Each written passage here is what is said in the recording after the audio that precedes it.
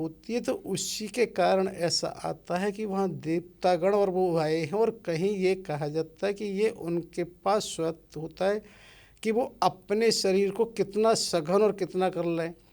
कहीं ये भी आता है उसमें कि प्रेत आत्माओं को रात्रि में ही इस तरह का होता है, देवताओं को दिन में और रात में कहीं भी हो सकता है। तो वो सघन करके एक तरह से विजिबल हो जाते हैं। जैसे कभी कभी हम बादल में कोई आकृति ऐसी देखते हैं ना, तो उससे हमें आभास होता है। तो ऐसा कुछ जिक्र आता है कि वहाँ सभी देवताएं इसी तरह की स्थितियों के कारण वहाँ आए हैं। और वहाँ पर जब आए हैं तो वहाँ पर जो दशरथ जी भी आए हैं, तो दशरथ जी को आके दोनों भाइयों ने सादर दंडवत भूमि पर रख कर दंडवत प्रणाम किया है। और महाराज दशरथ बड़े प्रसन्न हुए हैं और उन्होंने आशीर्वाद दिया, और उन्होंने एक तरह से ये भी कहा है कि जो एक तरह से मैं या मेरे से पूर्वजों ने उस संकट की उपेक्षा की, उसको तुमने एक तरह से निर्मूल करके ख़त्म करके आज बहुत प्रसन्नता मेरी की है। तो क्या होता है कि सामान्य प्रक्रिया है कि यदि जब कोई प्रसन्न होता है और आप उससे कुछ उस समय मांगते हैं, तो वो निश्चित रूप से उसे देने के लिए बड़े सहर्ष तैयार होता है। तो यहाँ दशरथ जी इस तरह से तैयार होते हैं, तो भगवान प्रभु राम उनसे ये कहते हैं कि आप यदि वास्तव में प्रसन्न हैं तो मुझे कुछ देने की कृपा करें। वो कहते हैं, राम तुम कैसा करते हो, त्रिभुवन में कौन ऐसा है जो तुम्हारे आदेश की अवहेलना कर सकता है। और दशरथ पर तो कल भी जब पृथ्वी पे था सब कुछ तुम्हारा ही था, कुछ भी यदि है तो आज भी तुम्हारा ही, ऐसा तो हो ही नहीं सकता कि जो तुम्हारे लिए ना हो।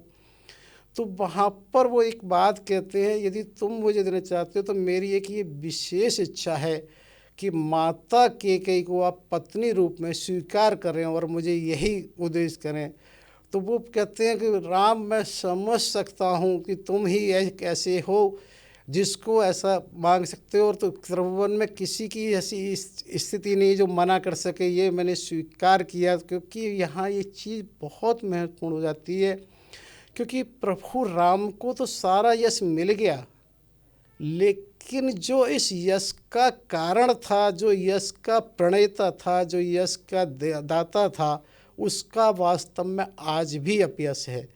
और इसको श्रृंखला को कहीं शुरू करने का भी यही था कि कैकेयी माता को श्रेय मिलना बहुत ज़रूरी है। यदि जो कुछ हुआ है, अगर कैकेयी माता के श्राप और वरदान कभी पूरे नहीं होते यदि वो वरदान नहीं मांगती। तो कैकेयी माता को समझने के लिए सबको समझना ज़रूरी है। और वहाँ पर ये इसलिए प्रभु राम मांगते हैं कि उनको वही पत्नी रूप में स्थान दो, जिसका उद्देश्य उनके दोनों तीनों हैं कि कहीं जो द्वेष भाव रहा अंतिम समय में पिता की, उसमें तो वो भी ख़त्म हो जाए, जो दोनों के ऋणान बंधु थे वो भी सुधर जाए, और कहीं ना कहीं माता ने जो वास्तव में कुछ नहीं किया वो उन्हें वो जो गति प्राप्त होनी चाहिए थी वो भी गति उन्हें प्राप्त हो जाए। तो वहाँ पर वो इसी तरह से प्रभु से मांगते हैं। और यहाँ पर ये चीज़ बड़ी महत्वपूर्ण है कि जब जो भी कुछ सारा यश है वो माता कैकेयी की वजह से तो मिला है उन्हें। अगर कैकेयी माता ने ऐसा नहीं किया होता तो राम केवल राजकुमार राम होते। क्योंकि आप जैसे कहते हैं ना, कोई भी चीज़ होती है, कोई प्रसंग होता है, उसका एक नहीं अनेक के कारण है जो हमें नहीं दिखाई देते। तो वही एक कारण था कि रावण वध के लिए कैकेयी माता का, मतलब यह जाके हमारे दर्शकों को समझ में आएगा और मुझे तो आ ही गया है कि राम वनवास बहुत ज़रूरी था। तो इसलिए कहते हैं कि यदि प्रभु राम को वनवास नहीं होता, जो कि आपने इसका टाइटल दिया कि प्रभु श्री राम को वनवास नहीं दिया होता, तो पहले के दिए गए वरदान और श्रापों का क्या होता। इसको हम ऐसे भी समझ सकते हैं कि यदि वर्तमान में कुछ भी अच्छा है तो अतीत भी खराब कभी नहीं हो सकता, क्योंकि जो वर्तमान में हुआ है वो अतीत के कारण हुआ है। या तो आप वर्तमान को भी अच्छा नहीं कहें, यदि वर्तमान कहीं भी किसी का भी कभी भी अच्छा है तो अतीत कभी खराब नहीं हो सकता, क्योंकि जो लेके आया है वो कैसे खराब हो गया, जिसके कारण से ऐसा हुआ है तो वो खराब कैसे हो सकता है।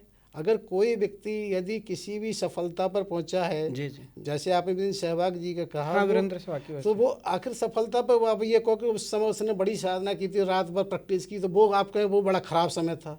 वो खराब समय नहीं था। जी। उसी